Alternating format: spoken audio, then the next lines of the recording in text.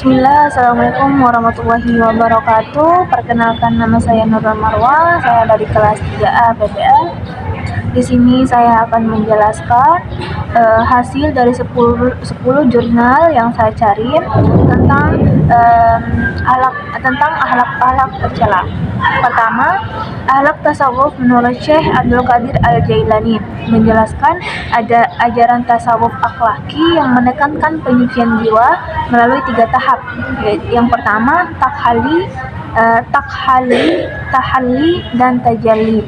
Syekh Abdul Qadir menegaskan keseimbangan antara syariat dan hakikat serta pentingnya membersihkan hati dari sifat tercela seperti sombong, iri, dan dusta. Tujuan akhirnya ialah mencapai ma'rifatullah dan kesempurnaan akhlak. Kedua, tasawuf akhlaki dan terhadap penolakan akhlak tercela menurut karya Kurnia Fitri Adani menyoroti relevansi tasawuf akhlaki dengan usaha menolak akhlak tercela. 5 sifat tercela utama yang dibahas yaitu cinta dunia, hasad, ujub, takabur, dan riya. Solusinya melalui proses tahalli, dan tajalli untuk menyucikan jiwa serta membentuk kepribadian muslim yang berakhlak mulia. Ketiga, penerapan ilmu tasawuf dalam membentuk akhlak mulia.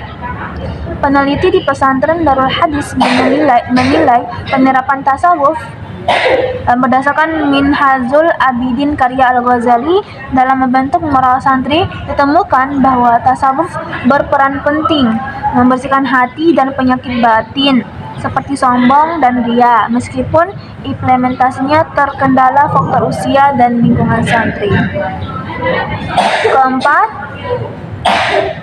akidah tasawuf, akhlak, moral, dan etika menurut karya Ahmad Junaidi Sitika 2024 menjelaskan hubungan antara akhlak, moral, dan etika. Akhlak bersumber dari wahyu, sementara moral dan etika dari akal dan budaya. Akhlak tercela, majmumah seperti iri dan sombong harus dihindari karena merusak iman kita.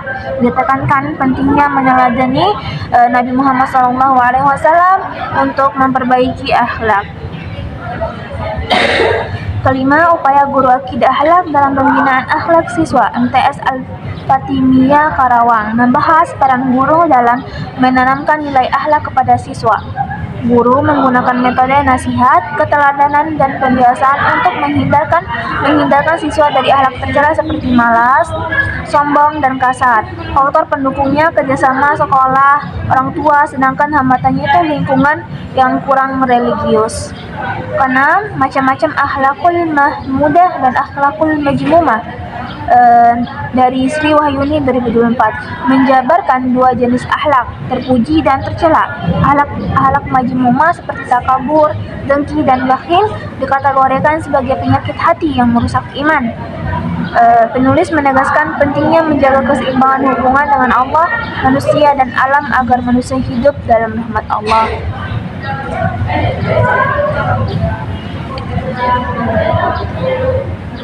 Ketujuh, akidah akhlak, moral, dan etika.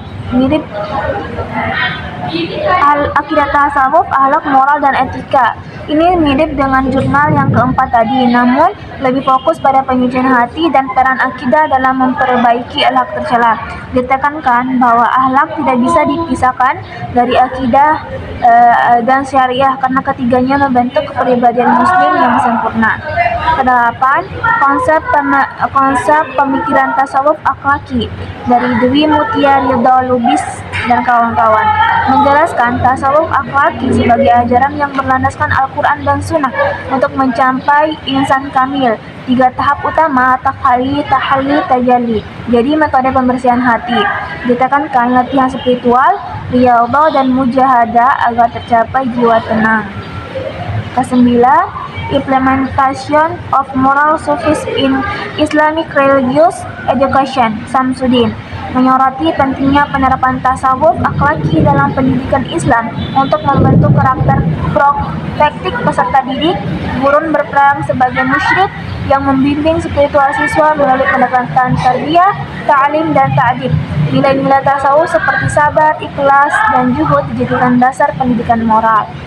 Ke-10 atau yang terakhir, konsep pemikiran tasawuf akhlaki dari Dri Mutia Ridho Lubis meninjau sejarah dan perkembangan tasawuf akhlaki dari masa Rasulullah hingga para sufi besar seperti Al-Ghazali dan Abdul Qadir Al-Jailani. Ajarannya menekankan pembersihan hati dari sifat tercela dan menumbuhkan sifat terpuji melalui praktik tahali dan tajalli. Fokusnya pada keseimbangan antara syariat dan hakikat. Nah, dari 10 jurnal tersebut ada persamaan dan perbedaannya. Ke-10 jurnal yang dikaji memiliki kesamaan utama pada pandangan bahwa tasawuf akhlaki berperan penting dalam membentuk akhlak mulia dan menolak akhlak tercela. Semua penulis sepakat bahwa inti tasawuf adalah penyucian jiwa melalui 3 tahap, yaitu tahalli, menghilangkan sifat buruk, tahalli, menghiasi diri dengan sifat baik, dan tajalli, menyucikan hati agar dekat dengan Allah. Ke-10 jurnal yang saya jabarkan tadi, baik karya Kurnia Fitri Andani, Manahan Ahmad Junaidi Stika, Dwi Mutiari, Ridho Lubis maupun Samsudi, menegaskan bahwa krisis moral modern hanya dapat